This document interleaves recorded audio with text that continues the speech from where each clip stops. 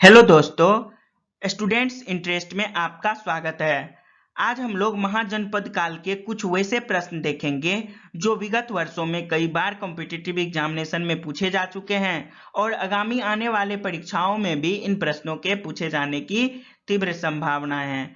तो चलिए देखते हैं आज के कुछ वैसे ही महत्वपूर्ण प्रश्न। ये रहा आपके लिए पहला प्रश्न। मगध के राजा अजातशत्रु का सदैव किस गणराज्य के साथ युद्ध रहा? तो देखिए, हमेशा जो है सदैव जो है अजातशत्रु का युद्ध रहा था विज्य संघ यानी वैशाली के साथ अजातशत्रु का हमेशा से युद्ध रहा।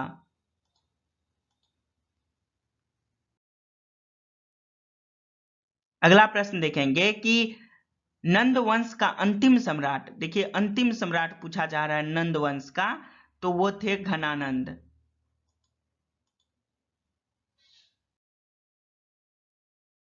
भारत में सिक्कों यानी मुद्राओं के प्रचलन कब हुआ? मुद्रा का जो प्रचलन हुआ भारत में वो कितना ईस्वी में हुआ? अशोक के शासनकाल में हुआ या कनिष्क के शासनकाल में हुआ या 600 ईस्वी पूर्व में हुआ या 300 ईस्वी पूर्व में हुआ? तो आपका सही जवाब है 600 ईस्वी पूर्व में मुद्रा का प्रचलन भारत में हुआ। तो सही जवाब सी नंबर ऑप्शन। मगध सम्राट जीवक को किस राज्य के राजा की चिकित्सा के लिए भेजा गया? किस राज्य की चिकित्सा के लिए भेजा गया था? किस राज्य की राजा के चिकित्सा के लिए? तो अवंती के राजा के चिकित्सा के लिए भेजा गया था।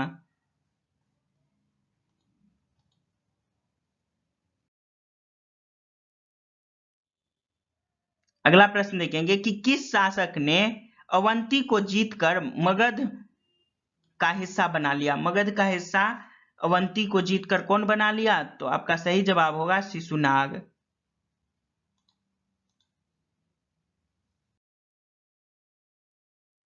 शिशुनाग ने किस राज्य का विलय मगध साम्राज्य में नहीं किया? कौन सा राज्य साम्राज्य था जिसका विलय शिशुनाग ने मगध में नहीं किया? तो वो ऑप्शन है आपका डी नंबर ऑप्शन, काशी को वो अपने विलय नहीं किया था मगध साम्राज्य में। तो डी नंबर ऑप्शन।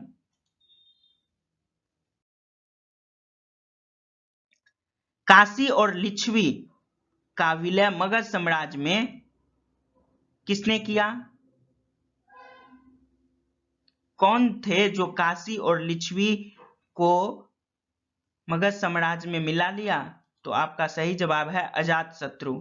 अजातशत्रु मिला लिए थे। सिकंदर के आक्रमण के समय उत्तर भारत पर निम्न राजवंशों में से किस एक का शासन था? किसका शासन जो है सिकंदर के समय था? तो सिकंदर के समय जो शासक उत्तर भारत पर जो शासन था वो था नंद वंश का शासन।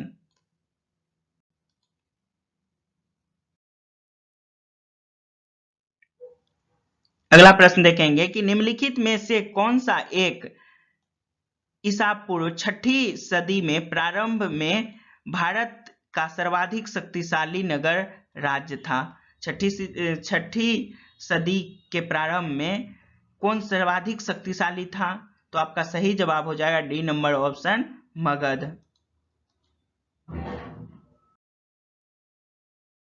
निम्नलिखित में से किसे सेनिया कहा जाता था? तो सेनिया जो कहा जाता था वो कहा जाता था बिंबिसार को। बिंबिसार को सेनिया कहा जाता था। निम्नलिखित में से किसे उग्रसेन कहा जाता था? उग्रसेन कहा जाता था महापद नंद को। ए नंबर ऑप्शन आपका सही है। निम्नलिखित में से कौन सिकंदर के साथ भारत आने वाले इतिहासकार नहीं थे? इसमें पूछा जा रहा है कौन नहीं थे। तो आपका सही जवाब है D number option, Herodotus Sikandar के साथ नहीं आया था। अच्छा, अगला देखेंगे कि गृहपति का अर्थ है, गृहपति का क्या अर्थ है? तो गृहपति का अर्थ है धनी किसान। ए नंबर ऑप्शन।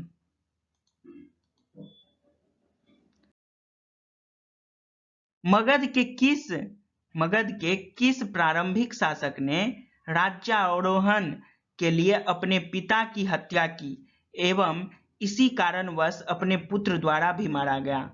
तो ये जो है आपका सही जवाब हो जाएगा अजातशत्रु।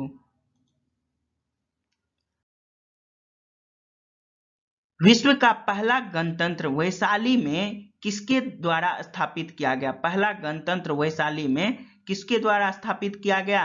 तो ये थे डी नंबर ऑप्शन, लिच्छवी के द्वारा विश्व का पहला गणतंत्र वैशाली में स्थापित किया गया।